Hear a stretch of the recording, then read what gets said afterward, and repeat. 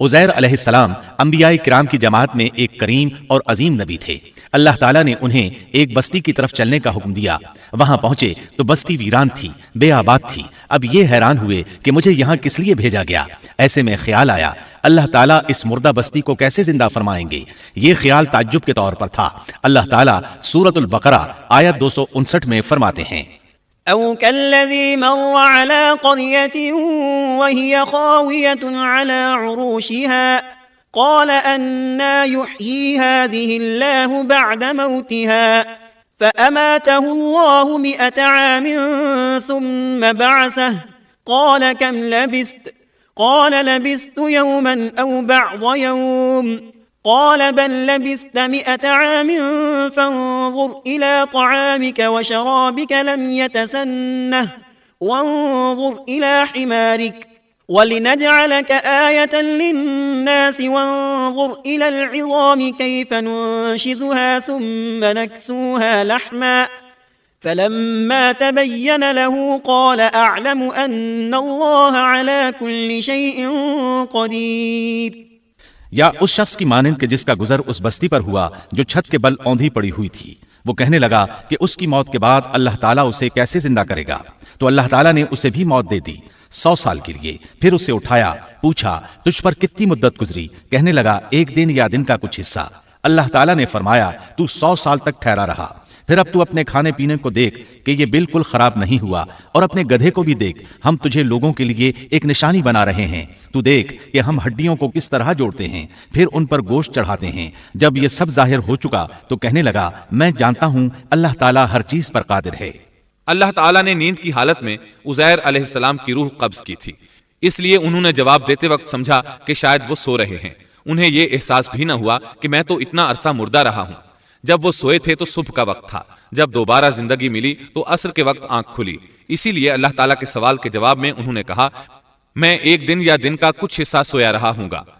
اللہ تعالیٰ نے فرمایا اپنے کھانے اور گدھے کو دیکھو، کھانا بہت جلد خراب ہو جاتا ہے لیکن 100 سال گزرنے پر بھی کھانا بالکل تازہ تھا، جبکہ آپ کے گدھے کی ہڈیاں بکھری پڑی تھیں۔ اچانک ان کے سامنے دیکھتے ہی دیکھتے ہڈیاں حرکت کرنے لگیں، پھر جڑنے لگیں۔ گدھے کا ڈھانچہ تیار ہو گیا تو اس پر گوشت چڑھنے لگا۔ اس طرح گدھا زندہ ہو گیا اور آواز دینے لگا۔ یہ دیکھ کر عزیر علیہ السلام پکار اٹھے، واقعی میرا پروردگار ہر چیز پر قادر ہے۔ ان کی اس عارضی موت کے دوران وہ بستی آباد ہو چکی تھی۔ عزیر علیہ السلام نے ان سے پوچھا کیا تم لوگ عزیر کو جانتے ہو؟ انہوں نے کہا جی ہاں، انہیں فوت ہوئے 100 سال سے زائد عرصہ بیت چکا ہے۔ تب عزیر علیہ السلام نے انہیں بتایا میں ہی عزیر ہوں۔ انہیں یقین نہ آیا۔ وہ ایک بڑھیا کو لے آئے، اس کی عمر 120 سال تھی۔ انہوں نے اس سے عزیر علیہ السلام کے بارے میں پوچھا۔ اس نے عزیر علیہ السلام کی 10 نشانیاں بیان کی۔ وہ سامنے کھڑے عزیر علیہ السلام کو دیکھ رہے تھے، تب انہیں یقین آیا۔ عزیر علیہ السلام ان کے درمیان قیام پذیر رہے۔ آپ نے انہیں نئے سرے سے تورات کی تعلیم دی۔ وہ اس کو بھول چکے تھے۔ بستی والے ان سے بہت متاثر ہو گئے، ان کی تعظیم کرنے لگے۔ اس عظیم معجزے کی وجہ سے رفتہ رفتہ وہ انہیں اللہ کا بیٹا تصور کرنے لگے۔ اللہ تعالیٰ سورہ توبہ آیت 30 میں فرماتے ہیں، وقالت اليهود عزير ابن الله، اور یہودیوں نے کہا عزیر اللہ کے بیٹے ہیں۔ یہ اللہ نے ان کا ایک جرم بیان کیا ہے۔ یہ جرم ان میں نسل در نسل چلتا رہا، یہاں تک کہ اس دور میں بھی یہودی عزیر علیہ السلام کو اللہ کا بیٹا مانتے ہیں۔ آپ کا نام دیوان مقدس بھی رکھتے ہیں اور کہتے ہیں یہ مقدس ذات کی نسل سے ہے اور معبود ہے۔ یہی ان کا شرک ہے۔ اللہ ان پر لعنت کرے۔ اللہ انہیں اس جرم کی سزا ضرور دے گا۔ انسان کتنے ہی بلند و بالا مقام پر پہنچ جائے اور اللہ تعالیٰ کے ساتھ اسے زیادہ سے زیادہ قرب حاصل ہو جائے، تب بھی وہ اللہ کا بندہ ہی رہتا ہے، اور کسی بھی بلندی پر پہنچ کر وہ اللہ یا اللہ کا بیٹا نہیں ہو سکتا، اللہ کا شریک نہیں ہو سکتا۔ اللہ جل شانہ کی ذات پاک وحدہ لا شریک ہے اور باپ بیٹے کی نسبتوں سے پاک ہے۔ لہٰذا انسان کی سب سے بڑی گمراہی یہ ہے کہ وہ جب کسی برگزیدہ انسان سے ایسے امور صادر ہوتے دیکھتا ہے جو عقل میں نہیں آتے تو رعب یا عقیدت کی بنا پر پکار اٹھتا ہے کہ یہ ہستی تو خود اللہ ہے جو انسانی شکل میں آئی ہے، یا اس کا بیٹا ہے، یا اللہ تعالیٰ کی شریک ہے۔ وہ یہ نہیں سوچتا کہ بلا شبہ ان واقعات کا جاری ہونا اللہ کی طاقت کے ذریعے ہے جو بطور نشان اس برگزیدہ انسان کے ہاتھوں جاری ہوئے۔ اس کے باوجود یہ نہ اللہ ہے نہ اللہ کا بیٹا، بلکہ اس کا ایک پسندیدہ بندہ ہے، اور یہ امور اللہ تعالیٰ کے خاص قوانین کے تحت صرف اس کی تائید اور اس کی صداقت کے لیے ظاہر ہوتے ہیں، ورنہ وہ بھی اللہ تعالیٰ کے آگے اسی طرح مجبور ہے جس طرح دوسری مخلوق۔ قرآن کریم نے سیدنا عیسیٰ علیہ السلام کی حقیقت سورہ آل عمران کی آیت 59 میں اس طرح بیان کی ہے: اللہ کے نزدیک عیسیٰ علیہ السلام کی مثال آدم علیہ السلام کی سی ہے کہ اللہ نے انہیں مٹی سے پیدا کیا اور حکم دیا کہ ہو جا، اور وہ ہو گئے۔ مطلب یہ کہ اللہ کا بیٹا اگر کسی کو کہا جا سکتا تو آدم علیہ السلام کو کہا جانا چاہیے تھا، لہذا کسی نبی کے بارے میں یہ عقیدہ رکھنا کہ وہ اللہ کا بیٹا ہے بالکل فضول اور باطل ہے۔ اب سنیے زکریا اور یحییٰ علیہ السلام کے واقعات۔ دن گزرتے گئے، ابراہیم اور یعقوب علیہ السلام کی نسل سے کچھ نیک لوگ پیدا ہوئے، ان کو آل عمران کے نام سے یاد کیا جاتا ہے۔ اللہ تعالیٰ سورہ آل عمران آیت 33 اور 34 میں فرماتے ہیں: إن الله اصطفى آدم ونوحا وآل إبراهيم وآل عمران على العالمين ذرية بعضها من بعض والله سميع عليم۔ بے شک اللہ تعالیٰ نے تمام جہان کے لوگوں میں سے آدم کو اور نوح کو اور ابراہیم کے خاندان اور عمران کے خاندان کو چن لیا کہ یہ سب آپس میں ایک دوسرے کی نسل سے ہیں، اور اللہ تعالیٰ سنتا جانتا ہے۔ جس عمران کا ذکر قرآن مجید نے کیا ہے یہ داؤد علیہ السلام کی اولاد سے ہیں۔ زکریا علیہ السلام کی بیوی یحییٰ علیہ السلام کی والدہ عیشا اور مریم علیہ السلام کی والدہ حنا دونوں حقیقی بہنیں تھیں، اور زکریا علیہ السلام رشتے میں مریم علیہ السلام کے خالو تھے۔ اس طرح یحییٰ علیہ السلام اور مریم علیہ السلام آپس میں خالہ زاد ہیں۔ اللہ تعالیٰ نے اس دور کے کئی واقعات کی طرف اشارہ کیا ہے۔ سب سے پہلا تذکرہ مریم علیہ السلام کی پیدائش کا ہوا ہے۔ یہ واقعہ دمشق میں ہوا۔ زکریا بن دان سلیمان علیہ السلام کی اولاد میں سے تھے، دمشق میں زندگی گزار رہے تھے، عمر 100 سال سے زیادہ ہو چکی تھی۔ اس قصے کی ابتدا قرآن مجید نے عمران کی بیوی سے کی ہے۔ وہ مریم علیہ السلام کی ماں اور عیسیٰ ابن مریم کی نانی ہیں۔ عمران کی بیوی کے ہاں عرصہ دراز سے کوئی اولاد پیدا نہ ہوئی تھی۔ ایک دن انہوں نے ایک چڑیا کو دیکھا، وہ اپنے بچوں کو خوراک کھلا رہی تھی۔ یہ دیکھ کر انہیں شدت سے اولاد کی خواہش محسوس ہوئی۔ انہوں نے اللہ سے دعا کی، اللہ نے ان کی دعا کو قبول فرمایا۔ چنانچہ جب بچے کی ولادت کا وقت قریب آیا تو انہوں نے ایک نذر مانی۔ سورہ آل عمران آیت 35 میں اللہ تعالیٰ فرماتے ہیں: إذ قالت امرأة عمران رب إني نذرت لك ما في بطني محررا فتقبل مني إنك أنت السميع العليم۔ جب عمران کی بیوی نے کہا، اے میرے رب، میرے پیٹ میں جو کچھ ہے اس سے میں نے تیرے نام آزاد کرنے کی نذر مانی ہے، تو میری طرف سے قبول فرما، یقیناً تو خوب سننے والا اور پوری طرح جاننے والا ہے۔ انہوں نے اللہ تعالیٰ سے اولاد کی دعا کی۔ اللہ تعالیٰ کے حکم سے جب انہیں بچہ پیدا ہونے کی امید ہوئی تو انہوں نے نذر مان لی کہ جس بچے کو جنم دوں گی اسے اللہ کے لیے آزاد چھوڑ دوں گی تاکہ وہ بیت المقدس کی خدمت کرے۔ زکریا علیہ السلام اور آل عمران بیت المقدس کی طرف نقل مکانی کر چکے تھے۔ بیت المقدس یہودیوں کی عبادت گاہ تھی۔ یہ ان کا طریقہ تھا کہ اپنی اولاد کے بارے میں بیت المقدس کا خادم بنانے کی نذر مانا کرتے تھے۔ بچہ پیدا ہوتا تو علماء کے سپرد کر دیتے، وہ اسے تورات پڑھاتے تاکہ وہ عبادت کرنے والا بن جائے، بیت المقدس کی خدمت کرے۔ لیکن ان کے ہاں بچی پیدا ہوئی۔ بچیوں کو تو خدمت کے لیے وقف نہیں کیا جاتا تھا۔ سورہ آل عمران آیت 36 میں ہے: فلما وضعتها قالت رب إني وضعتها أنثى والله أعلم بما وضعت وليس الذكر كالأنثى وإني سميتها مريم وإني أعيذها بك وذريتها من الشيطان الرجيم۔ جب بچی پیدا ہوئی تو کہنے لگیں، پروردگار میرے ہاں تو لڑکی ہوئی ہے، اللہ تعالیٰ کو خوب معلوم ہے کہ کیا اولاد ہوئی ہے، اور لڑکا لڑکی جیسا نہیں، میں نے اس کا نام مریم رکھا ہے، میں اسے اور اس کی اولاد کو شیطان مردود سے تیری پناہ میں دیتی ہوں۔ عمران کی بیوی حیرت میں پڑ گئیں کہ انہوں نے تو نذر مان رکھی ہے اور اب لڑکی کو تو بیت المقدس کی خدمت کے لیے وقف نہیں کیا جا سکتا۔ ان کے خاوند عمران بیت المقدس کے عابدوں میں سے تھے۔ بیوی نے ان سے مشورہ کیا، طے ہوا کہ بچی کو ہی خدمت کے لیے وقف کر دیا جائے۔ عمران کی بیوی بچی کو بیت المقدس میں لے آئیں۔ جس بچے کو وقف کرنا ہوتا تھا اس کی کفالت کوئی عالم کرتا تھا۔ عابدوں میں اس وقت یہ جھگڑا پیدا ہوا کہ اس بچی کی کفالت کون کرے گا۔ اس کے لیے آخر یہ طریقہ طے کیا گیا کہ وہ سب اپنا اپنا قلم پانی میں پھینکیں گے، جس کے قلم پر کچھ ظاہر ہو وہ اس کا کفیل بن جائے گا۔ چنانچہ سب نے اپنے قلم پھینک دیے، وہ پانی کے بہاؤ کے ساتھ بہنے لگے۔ جبکہ زکریا علیہ السلام کا قلم پانی کے بہاؤ کی مخالف سمت بہنے لگا۔ اللہ تعالیٰ سورہ آل عمران آیت 44 میں فرماتے ہیں، وما كنت لديهم إذ يلقون أقلامهم أيهم يكفل مريم وما كنت لديهم إذ يختصمون۔ تو ان کے پاس نہ تھا جبکہ وہ اپنے قلم ڈال رہے تھے کہ مریم کو ان میں سے کون پالے گا، اور نہ تو ان کے جھگڑے کے وقت ان کے پاس تھا۔ اس طرح زکریا علیہ السلام کفیل قرار پائے۔ مریم علیہ السلام نے بہت اچھی پرورش پائی، وہ بہت تیزی سے پروان چڑھی۔ آپ کا جسم مضبوط اور خوبصورت تھا، بہت نیک اور عبادت گزار تھی، عورتوں میں سب سے زیادہ سچ بولنے والی تھی۔ اللہ تعالیٰ نے انہیں اپنی کرامات سے نواز رکھا تھا۔ اللہ تعالیٰ سورہ آل عمران آیت 37 میں فرماتے ہیں، كلما دخل عليها زكريا المحراب وجد عندها رزقا قال يا مريم أنى لك هذا قالت هو من عند الله إن الله يرزق من يشاء بغير حساب۔ جب کبھی زکریا ان کے کمرے میں جاتے، ان کے پاس روزی رکھی پاتے، وہ پوچھتے اے مریم تیرے پاس یہ روزی کہاں سے آئی؟ وہ جواب دیتی کہ یہ اللہ کے پاس سے ہے، بے شک اللہ تعالیٰ جسے چاہے بے حساب رزق دیتا ہے۔ زکریا علیہ السلام کو جب کہیں جانا ہوتا وہ مریم علیہ السلام کے کمرے کا دروازہ بند کر کے جاتے تھے۔ جب واپس آتے تو اس کے پاس رزق رکھا پاتے اور وہاں غیر موسمی پھل ہوتے۔ بہت تعجب کرتے۔ مریم علیہ السلام انہیں بتاتی یہ پھل اللہ تعالیٰ نے آسمان سے نازل کیے ہیں۔ اللہ تعالیٰ سورۃ المائدہ آیت 75 میں فرماتے ہیں، وَأُمُّهُ صِدِّيقَةٌ، اور عیسیٰ کی والدہ ایک راست باز عورت تھی، اسی لیے ان کے ہاتھ پر بہت سی کرامات ظاہر ہو رہی تھی۔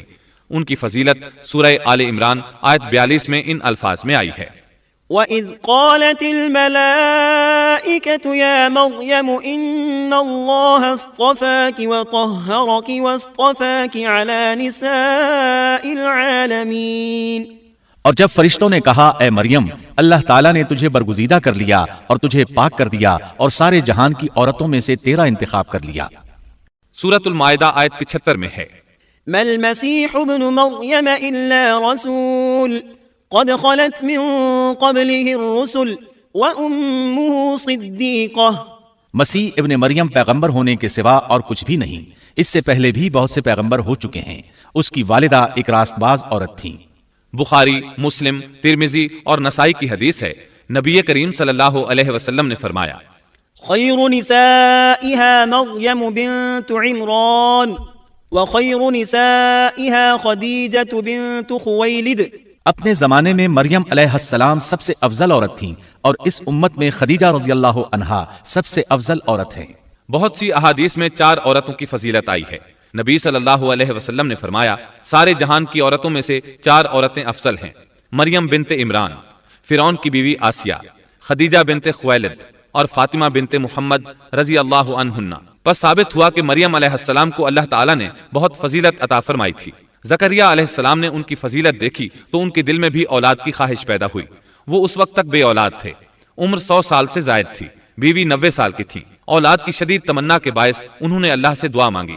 سورہ مریم آیات 1 تا 6 میں ہے، کاف ہا یا عین صاد ذکر رحمت ربک عبده زکریا اذ نادى ربه نداء خفيا قال رب إني وهن العظم مني واشتعل الرأس شيبا ولم أكن بدعائك رب شقيا وإني خفت الموالي من ورائي وكانت امرأتي عاقرا فهب لي من لدنك وليا يرثني ويرث من آل يعقوب واجعله رب رضيا۔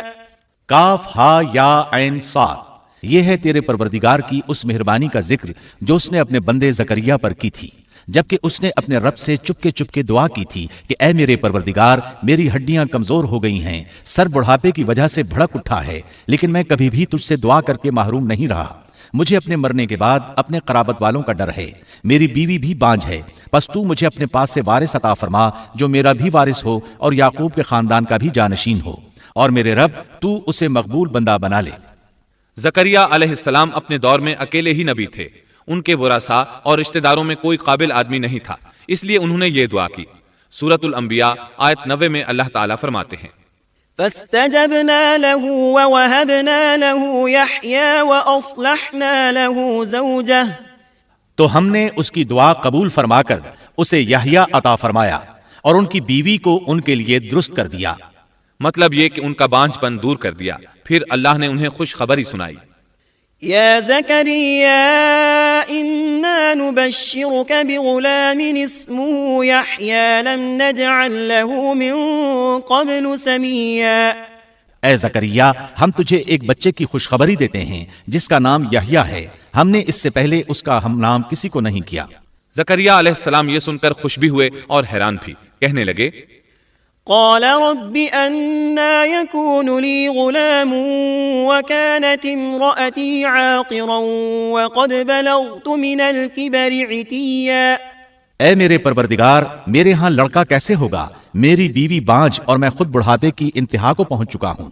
اللہ نے جواب میں فرمایا قال كذلك قال ربك هو علي هين وقد خلقتك من قبل ولم تك شيئا۔ ارشاد ہوا کہ وعدہ اسی طرح ہو چکا، تیرے رب نے فرما دیا ہے کہ مجھ پر یہ بالکل آسان ہے اور میں اس سے پہلے تجھے بھی پیدا کر چکا ہوں، حالانکہ تو کچھ بھی نہ تھا۔ اس پر زکریا علیہ السلام نے عرض کی قال رب اجعل لي آية۔ کہنے لگے میرے پروردگار، میرے لیے کوئی علامت مقرر فرما دے۔ یعنی زکریا علیہ السلام نے عرض کی میرے رب کوئی نشانی مقرر فرما دیجئے کہ میرے ہاں بچہ پیدا ہونے والا ہے، جس سے میں سمجھ جاؤں کہ یہ بچہ بنی اسرائیل پر ظاہر ہوگا، تاکہ بنی اسرائیل کو بھی اس کی فضیلت اور اہمیت کا علم ہو جائے۔ تب اللہ تعالیٰ نے فرمایا قال آيتك ألا تكلم الناس 3 ليال سويا۔ ارشاد ہوا کہ تیرے لیے علامت یہ ہے کہ تو بھلا چنگا ہونے کے باوجود 3 راتوں تک کسی شخص سے بول نہیں سکے گا۔ چنانچہ جب وہ وقت آیا اور وہ کسی سے بات کرنا چاہتے تو کر نہیں سکتے تھے، البتہ اپنے ذکر میں صبح شام مصروف رہتے، اور یہ نشانی تھی اس بات کی کہ ان کے ہاں بچہ پیدا ہونے والا ہے۔ اللہ تعالیٰ سورہ مریم آیت 11 میں فرماتے ہیں فخرج على قومه من المحراب فأوحى إليهم أن سبحوا بكرة وعشيا۔ اب زکریا اپنے حجرے سے نکل کر اپنی قوم کے پاس آ کر انہیں اشارہ کرتے ہیں کہ تم صبح و شام اللہ کی تسبیح بیان کرو۔ اللہ تعالیٰ سورہ آل عمران آیت 39 میں فرماتے ہیں فنادته الملائكة وهو قائم يصلي في المحراب أن الله يبشرك بيحيى مصدقا بكلمة من الله وسيدا وحصورا ونبيا من الصالحين۔ بس فرشتوں نے اسے آواز دی جبکہ وہ حجرے میں کھڑے نماز پڑھ رہے تھے کہ اللہ تعالیٰ تجھے یحییٰ کی یقینی خوشخبری دیتا ہے، جو اللہ تعالیٰ کے کلمے کی تصدیق کرنے والا سردار، ضابط نفس اور نبی ہے نیک لوگوں میں سے۔ انسان کتنے ہی بلند و بالا مقام پر پہنچ جائے اور اللہ تعالیٰ کے ساتھ اسے زیادہ سے زیادہ قرب حاصل ہو جائے، تب بھی وہ اللہ کا بندہ ہی رہتا ہے، اور کسی بھی بلندی پر پہنچ کر وہ اللہ یا اللہ کا بیٹا نہیں ہو سکتا، اللہ کا شریک نہیں ہو سکتا۔ اللہ جل شانہ کی ذات پاک وحدہ لا شریک ہے اور باپ بیٹے کی نسبتوں سے پاک ہے، لہٰذا انسان کی سب سے بڑی گمراہی یہ ہے کہ وہ جب کسی برگزیدہ انسان سے ایسے امور صادر ہوتے دیکھتا ہے جو عقل میں نہیں آتے تو روب یا عقیدت کی بنا پر پکار اٹھتا ہے کہ یہ ہستی تو خود اللہ ہے جو انسانی شکل میں آئی ہے، یا اس کا بیٹا ہے، یا اللہ تعالیٰ کی شریک ہے۔ وہ یہ نہیں سوچتا کہ بلا شبہ ان واقعات کا جاری ہونا اللہ کی طاقت کے ذریعے ہے جو بطور نشان اس برگزیدہ انسان کے ہاتھوں جاری ہوئے۔ اس کے باوجود یہ نہ اللہ ہے نہ اللہ کا بیٹا، بلکہ اس کا ایک پسندیدہ بندہ ہے، اور یہ امور اللہ تعالیٰ کے خاص قوانین کے تحت صرف اس کی تائید اور اس کی صداقت کے لیے ظاہر ہوتے ہیں، ورنہ وہ بھی اللہ تعالیٰ کے آگے اسی طرح مجبور ہے جس طرح دوسری مخلوق۔ انہیں خوشخبری سنائی گئی کہ بہت جلد یحییٰ نامی لڑکا پیدا ہوگا، وہ عیسیٰ علیہ السلام کی تصدیق کرے گا۔ یہاں کلمت اللہ سے مراد عیسیٰ علیہ السلام ہیں۔ اس طرح زکریا علیہ السلام کے ہاں چاند جیسا بیٹا پیدا ہو گیا۔ یہ جو ہی بڑے ہوئے ان کے پاس اللہ تعالیٰ کا پہلا حکم پہنچا، یا یحییٰ خذ الکتاب بقوة وآتیناہ الحکم صبیا۔ اے یحییٰ، میری کتاب کو مضبوطی سے تھام لے اور ہم نے اسے لڑکپن ہی میں دانائی عطا فرما دی۔ اللہ تعالیٰ نے آپ کو 9 عمر ہی میں حکمت اور دانائی عطا فرما دی۔ تفاسیر میں ہے کہ بچوں نے یحییٰ علیہ السلام سے کہا آؤ کھیلیں۔ انہوں نے کہا ہم کھیل کود کے لیے پیدا نہیں کیے گئے، اور اس وقت ان کی عمر صرف 5 سال تھی۔ اللہ تعالیٰ سورہ مریم آیت 13 تا 15 میں ان کے اوصاف بیان فرماتے ہیں۔ وحنانا من لدنا وزكاة وكان تقيا وبرا بوالديه ولم يكن جبارا عصيا وسلام عليه يوم ولد ويوم يموت ويوم يبعث حيا۔ اور ہم نے انہیں اپنے پاس سے شفقت اور پاکیزگی بھی عطا فرمائی، اور وہ پرہیزگار شخص تھا اور اپنے ماں باپ سے نیک سلوک کرنے والا تھا، وہ سرکش اور گناہگار نہ تھا۔ اس پر سلام ہے جس دن وہ پیدا ہوا اور جس دن وہ فوت ہوا اور جس دن وہ زندہ کر کے اٹھایا جائے گا۔ مورخین لکھتے ہیں کہ یحییٰ علیہ السلام کی پیدائش کے صرف 6 ماہ بعد عیسیٰ ابن مریم علیہ السلام پیدا ہوئے، یعنی زکریہ علیہ السلام کی دعا کے 6 ماہ بعد مریم علیہ السلام کی طرف بھی اللہ تعالیٰ نے وحی بھیجی تاکہ اللہ تعالیٰ انہیں عیسیٰ علیہ السلام جیسا لخت جگر عطا کریں۔ گویا یحییٰ علیہ السلام عیسیٰ علیہ السلام سے 6 ماہ بڑے تھے۔ یحییٰ علیہ السلام بڑے ہوئے تو اپنے والد زکریہ علیہ السلام کے ساتھ بنی اسرائیل کو اللہ کی طرف دعوت دینے لگے۔ اس وقت ایک ظالم شخص ان پر حکمران تھا۔ اس نے اپنے بھائی کی بیٹی سے شادی کرنے کا ارادہ کیا، اگرچہ ان کے دین میں یہ حرام تھا۔ اس نے یحییٰ علیہ السلام سے اس شادی کی اجازت طلب کی، اس لیے کہ ان کی نبوت کا اس وقت تک چرچا ہو چکا تھا اور وہ ان کے درمیان شریعت کے مطابق فیصلے کیا کرتے تھے۔ فتویٰ لینے کے لیے وہ تحفے تحائف کے ساتھ آپ کی خدمت میں آیا۔ یحییٰ علیہ السلام نے لوگوں کو جمع کیا اور خطبہ دیا کہ لڑکی کی اپنے چچا سے شادی حرام ہے۔ بادشاہ اور وہ لڑکی یہ فیصلہ سن کر غضبناک ہو گئے۔ لڑکی نے بادشاہ سے کہا تم یحییٰ کو قتل کرا دو، تب ہماری شادی ممکن ہے۔ بادشاہ نے ان کی طرف اپنے سپاہی روانہ کر دیے۔ اس وقت یحییٰ علیہ السلام محراب میں نماز ادا کر رہے تھے، سپاہیوں نے انہیں قتل کر دیا۔ اس طرح بادشاہ نے اپنی بھتیجی سے شادی کر لی۔ اس کے بعد انہوں نے آپ کے والد زکریہ علیہ السلام کو بھی قتل کر دیا۔ اس طرح اس دور کے 2 نبی قتل کر دیے گئے۔ عیسیٰ علیہ السلام باقی رہ گئے۔ آپ یحییٰ علیہ السلام کی زندگی ہی میں نبی قرار پا چکے تھے۔ اس وقت آپ کی عمر 30 سال سے کچھ اوپر تھی۔ امام بخاری رحمۃ اللہ علیہ نے صحیح بخاری میں حدیث اسراء کے تحت سیدنا یحییٰ علیہ السلام کے ذکر میں یہ روایت لکھی ہے کہ نبی کریم صلی اللہ علیہ وسلم نے فرمایا، جب میں دوسرے آسمان پر پہنچا تو دیکھا کہ یحییٰ اور عیسیٰ علیہ السلام موجود ہیں، اور یہ دونوں خالازاد بھائی ہیں۔ جبریل علیہ السلام نے کہا یہ یحییٰ اور عیسیٰ علیہ السلام ہیں، انہیں سلام کیجیے۔ میں نے انہیں سلام کیا، دونوں نے سلام کا جواب دیا۔ پھر دونوں نے کہا آپ کا آنا مبارک ہو اے ہمارے نیک بھائی اور نیک نبی۔ سیدنا زکریہ علیہ السلام کے تذکرے میں یہ آ چکا ہے کہ یحییٰ علیہ السلام کی والدہ اور مریم علیہ السلام کی والدہ حقیقی بہنیں تھیں۔ اس لیے حدیث معراج میں نبی کریم صلی اللہ علیہ وسلم کا یہ فرمانا کہ سیدنا یحییٰ اور سیدنا عیسیٰ علیہ السلام خالازاد بھائی ہیں، اسی رشتے کی طرف اشارہ ہے۔ دنیا میں اس سے زیادہ شقی اور بدبخت کوئی اور نہیں ہو سکتا جو ایسی مقدس ہستی کو قتل کر دے جو نہ کسی کو ستاتی ہو اور نہ کسی کے مال و دولت پر نظر رکھتی ہو، بلکہ اس کے برعکس بغیر کسی طمع اور اجرت کے اس کی زندگی قوم کی اصلاح اور خیرخواہی کے لیے وقف ہو چکی ہو۔ چنانچہ نبی کریم صلی اللہ علیہ وسلم نے اسی بنا پر سیدنا ابو عبیدہ رضی اللہ عنہ کے اس سوال پر کہ قیامت میں سب سے زیادہ عذاب کا مستحق کون ہوگا یہ فرمایا تھا، وہ شخص جو کسی نبی کو یا ایسے شخص کو قتل کرے جو بھلائی کا حکم کرتا ہو اور برائی سے باز رکھتا ہو۔ اقوام عالم میں صرف یہودی ہی ایک ایسی قوم ہے جس نے ایسے پاکیزہ نفوس کو بے تحاشا قتل کیا۔ اللہ رب العزت سورہ بقرہ آیت 61 میں فرماتا ہے، اور وہ نبیوں کو ناحق قتل کرتے تھے۔ انسان کو اللہ کے فضل و کرم سے کسی بھی وقت اور کسی بھی حالت میں نا امید نہیں ہونا چاہیے، مایوسی کو پاس نہیں آنے دینا چاہیے۔ کبھی ایسا بھی ہوتا ہے کہ انسان پورے خلوص اور پوری دل جمعی کے ساتھ دعائیں کرتا ہے اور مسلسل کرتا رہتا ہے، لیکن اس کے باوجود بھی مقصد حاصل نہیں ہوتا۔ لیکن اس کا یہ مطلب ہرگز نہیں کہ اللہ دعائیں سن نہیں رہا یا قبول نہیں کر رہا۔ اس قسم کی مایوسی اور خیالات کو کفر قرار دیا گیا ہے۔ اللہ تعالیٰ نے گزشتہ قوموں کے سنگین حالات بیان کیے ہیں۔ ان قوموں کی جان و مال میں ایسے حادثات اور پے در پے ایسی مصیبتیں پیش آئیں کہ اہل ایمان اور ان کے نبی پکار اٹھے، اللہ کی مدد کب آئے گی؟ ایسی سخت گھڑیاں خوشیوں کا پیش خیمہ ہوا کرتی ہیں اور مصیبتوں کا دور ختم ہو جاتا ہے۔ جو لوگ اللہ کی قضاء و قدر پر بھروسہ رکھتے ہیں وہ ایسے لمحات میں مصیبتوں کی دلدل سے نکل جاتے ہیں اور انہیں اللہ تعالیٰ کی طرف سے ایک نئی زندگی عطا کی جاتی ہے۔ سیدنا زکریا علیہ السلام زندگی بھر نبوت کے وارث کے لیے بے چین رہے، لیکن اللہ تعالیٰ سے یہی حسن ظن رکھا کہ اے پروردگار، میں آپ سے مانگ کر کبھی بے مراد نہیں رہا۔ سیدنا زکریا علیہ السلام کی عمر کی آخری منزل آ چکی تھی اور آپ کی بیوی صاحبہ بانجھ تھی۔ ساری زندگی گود اولاد سے خالی رہی تھی، لیکن مریم علیہ السلام کے حجرے میں کرامت کا ظہور دیکھ کر آپ کا ذہن اچانک اس طرف منتقل ہوا کہ جو اللہ تعالیٰ اس بات پر قادر ہے کہ ظاہری اسباب کے بغیر ہر روز تر و تازہ پھل حجرے میں پہنچا سکتا ہے، وہ یقیناً اس پر بھی قادر ہے کہ میری اس آخری عمر میں مجھے اولاد کی نعمت عطا کر دے۔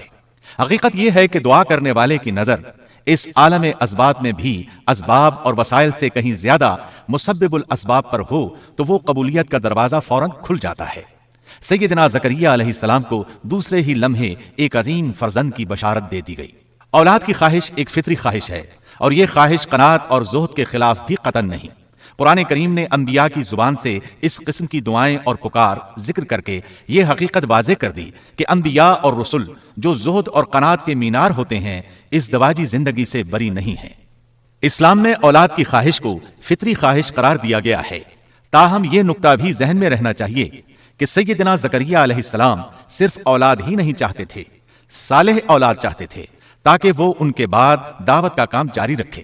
اس لیے آپ نے اپنی دعاؤں کو پاکیزہ اور نیک اولاد کے الفاظ کے ساتھ خاص کیا۔ سورہ آل عمران آیت 38 میں ہے، اسی جگہ زکریا علیہ السلام نے اپنے پروردگار سے دعا کی، کہا کہ اے میرے پروردگار، مجھے اپنے پاس سے پاکیزہ اولاد عطا فرما، بے شک تو دعا کا سننے والا ہے۔